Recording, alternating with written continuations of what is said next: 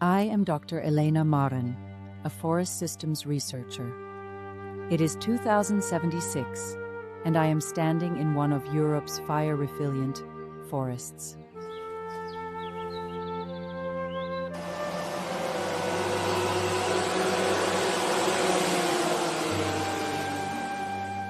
To understand why this forest exists, we must return to 2026.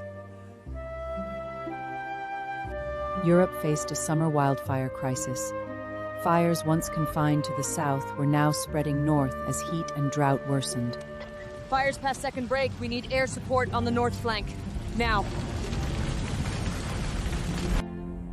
The problem wasn't just more flames. Landscapes had become easier to burn, one species, fuel from ground to canopy. Wetlands were drained, streams ratened, less water stored in the ground. It's jumped the break! Pull back to the village road, now! Some fires made their own wind, hurling emeralds past every fire break. Communities evacuated. By 2026, Europe knew more aircraft wouldn't be enough. We had to change what let one spark become disaster. Single-species plantations would be replaced with mixed forests broken by meadows, wetlands, and low-fuel corridors. Europe began restoring water. Streams allowed to bend again, wetlands rewatered, soils rebuilt to hold winter rain and release it slowly through summer. Satellites, drones, and sensors began watching every major forest, moisture, heat, fuel, flagging danger zones months before fire season.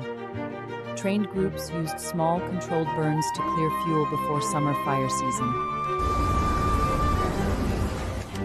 Researchers developed tree varieties with thicker bark and deeper roots, selected to survive a hotter climate.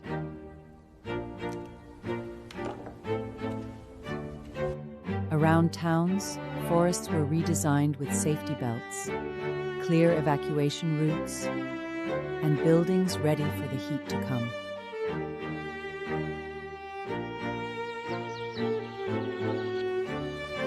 Moisture's holding steady through the corridor.